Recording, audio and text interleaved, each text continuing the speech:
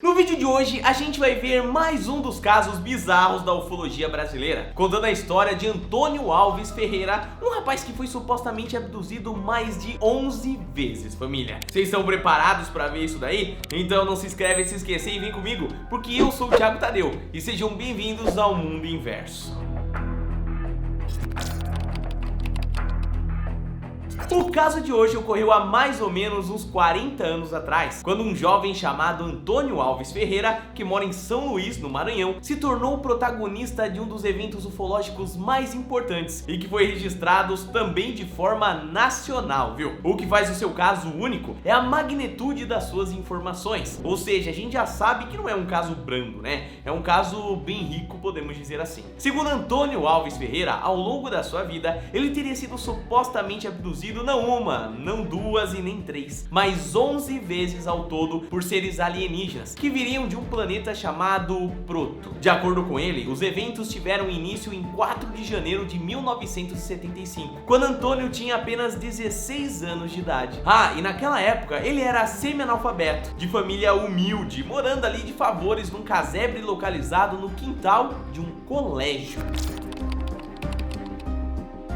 De acordo com Antônio Alves Ferreira, ele teria sido abduzido na primeira vez por um disco voador com aproximadamente 5 metros de circunferência. E família, eu imagino que muitos de vocês estejam duvidando de alguém que afirmou algo tão grande e que teve o primeiro contato quando era muito jovem ainda, né? Só que na realidade, há uma quantidade significativa de testemunhas que relataram e confirmaram terem visto ali o mesmo OVNI de Antônio no dia da sua tal abdução. E não foi pouca gente não, viu? Eu tô falando aqui de 500 testemunhas na região que também viram o objeto estranho, sendo que entre elas estava um homem chamado Hermes, que era nada mais, nada menos do que um sargento do exército brasileiro. Ele também estava acompanhado de militares de patentes menores que confirmaram esse avistamento. Entretanto, o caso de Antônio fica ainda mais estranho. Isso porque depois que foram realizadas investigações sobre o caso ali na área, foi encontrado próximo da casa de Antônio uma trilha de árvores que estava tombadas, com suas raízes até expostas, como se tivessem sido ali arrancadas por um furacão. Ou quem sabe a energia liberada por um motor espacial sendo ligado, né?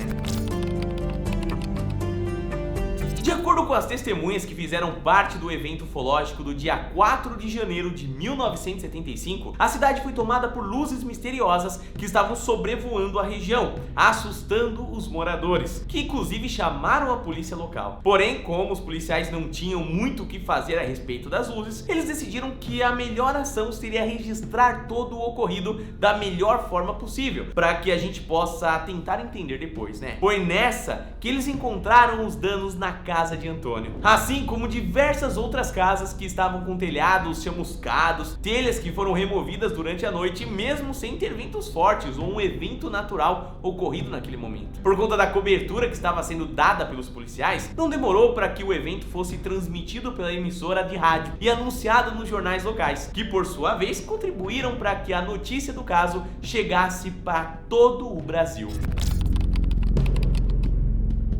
Na hora do susto, a família de Antônio Alves Ferreira teve que passar a noite na delegacia, chegando na sua casa só já na parte ali da manhã. Assim, inclusive um detalhe importante sobre Antônio é que ele é paraplégico desde pequeno, viu? Necessitando ali de cuidados especiais dos seus pais. Então, antes de ir trabalhar, a mãe lhe ajudava a ir até a casa de um amigo aonde ele passava ali as tardes. Porém, naquele dia, como ela teve uma noite de sono de no máximo umas 2 horas pelo ocorrido, né? A mãe estava cansada demais e acabou esquecendo de levar o filho com ela, que acordou sozinho em casa. De acordo com o seu relato, ao acordar e ver que não estava acompanhado da mãe, o rapaz decidiu que tentaria ir até o colega por conta própria. Com isso, ele pegou suas coisas e saiu em direção à casa do colega. Porém, no caminho, ele acabou se machucando com um galho cheio de espinhos que estava caído no chão. Antônio conta que enquanto ele parou ali para remover os espinhos, né, que tinha se machucado, ele sentiu o ar ao seu redor ficar diferente. De um segundo para o outro, ficou tudo muito mais quente. Ele achou até que tinha saído o sol, porém quando ele olhou para cima para observar, só conseguiu ver um imenso disco logo acima da sua cabeça. Ele diz que lentamente a temperatura ao seu redor aumentou e depois de certo ponto ele se tornou incapaz de se movimentar qualquer dedo, até que viu o corpo deixar de ter contato com o chão. Antônio conta que subiu lentamente como se estivesse em um elevador e na hora que se aproximou da nave, uma porta se abriu por onde ele entrou e notou uma sala gigantesca repleta de iluminação e também seres diferentes de nós. Em meio aos seres havia uma figura que se destacava, o qual Antônio considerou ser a sua liderança.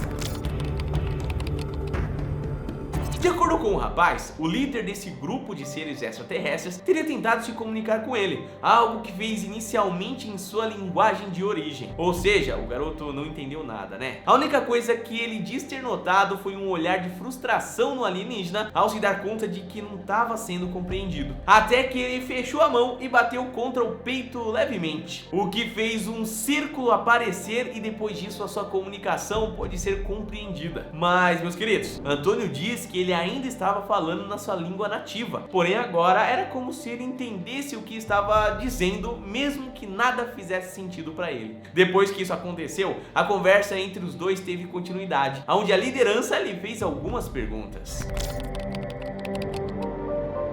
De acordo com os relatos de Antônio, o suposto líder extraterrestre, depois que conseguiu estabelecer ali uma comunicação com ele, demonstrou uma curiosidade gigantesca no nosso planeta e na nossa forma de vida. De tudo o que viu, o que mais lhe gerou perguntas foi sobre o funcionamento de tecnologias como os nossos aviões, fontes de energia, automóveis e as intenções, desejos e vontades da nossa espécie em relação ao universo. Claro que ali na hora, o Antônio, um jovem semi-analfabeto, disse que não fazia a menor ideia de como responder algumas perguntas. Notando a confusão dele, Antônio conta que o líder extraterrestre se acalmou e se apresentou calmamente como Clóris, e que ele poderia responder suas perguntas em alguma outra visita que fizesse para o nosso planeta. Depois disso, ele ordenou a outro ser se aproximar de Antônio, trazendo um pequeno objeto preto do tamanho de uma unha, que foi inserido em seu peito direito, fazendo um zumbido depois enquanto um círculo de luz surgia em volta, assim como ele viu no alienígena quando ele fez esse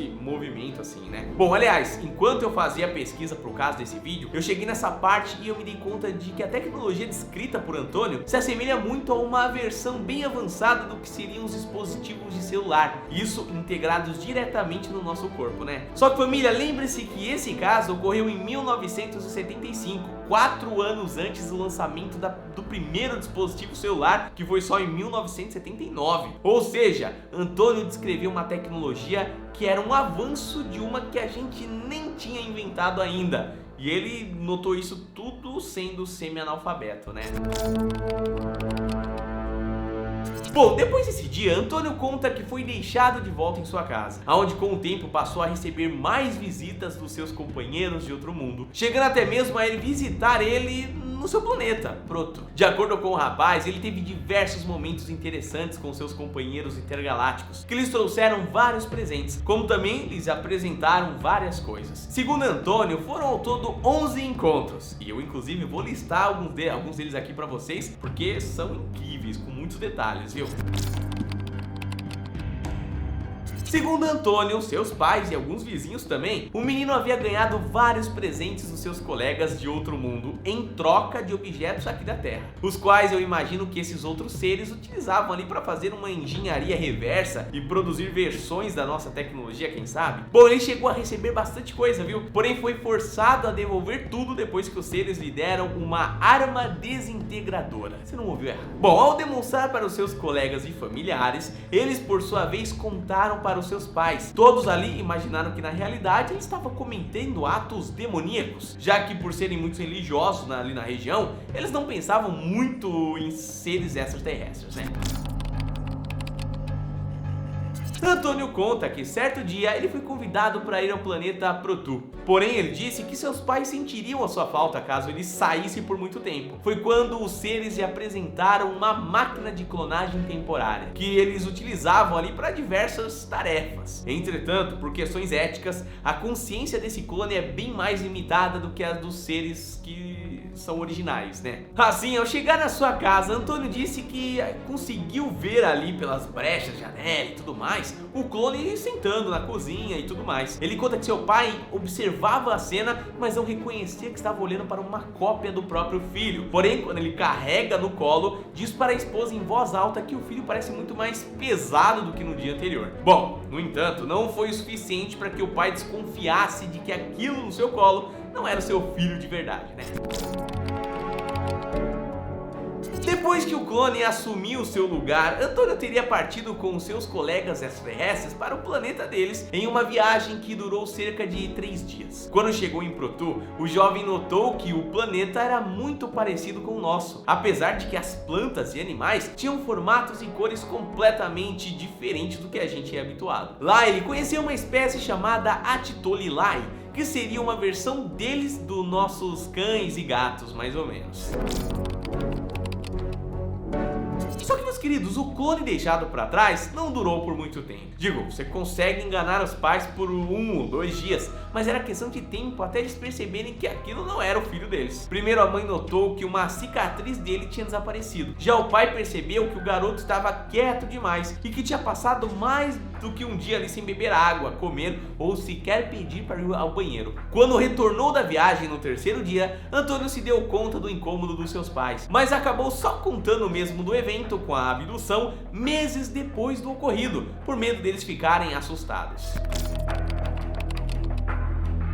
Por mais absurdo que os relatos de Antônio possam parecer para vocês, muitas pessoas mesmo acreditam nele, afirmando até que eles já testemunharam pessoalmente o jovem fazendo ou mostrando coisas que obteve com seus companheiros extraterrestres. Para você ter uma ideia, a quantidade de testemunhas sobre o seu caso são tantas que o próprio exército chegou a investigar o rapaz por conta dessas alegações. Então, enquanto algumas pessoas falam que é um absurdo e não pode ser real, outras estão impressionadas porque viram coisas. Então, essa divisão é complexa, né, família? De acordo com o Antônio, o exército mostrou uma quantidade gigantesca de fotos de OVNIs, questionando ele sobre qual dessas imagens seria a nave que ele teria contato. Porém, o exército tinha dúvidas extensas sobre as alegações do menino, pedindo para que ele organizasse um encontro entre alguns oficiais e os seres de outro mundo. Nessa hora, Antônio ficou bem sério e disse que já tinha sido avisado pelos seres que deveria tentar evitar contato com autoridades, uma vez que eles consideram elas um problema. Bom, os humanos do exército realmente devem ter essa fama de ficar tentando atirar em OVNI por aí, né? Aqui no canal a gente já abordou esses assuntos que dificilmente o OVNI chega atacando. É mais o contrário que acontece, né? Assim como alternativa, o jovem sugeriu que gravaria uma das suas conversas com os seres, que produziram 2 fitas com o diálogo de Riaus e Telione. Esses arquivos foram levados para linguistas especializados, dizendo que era uma linguagem de um povo nativo isolado aqui do planeta Terra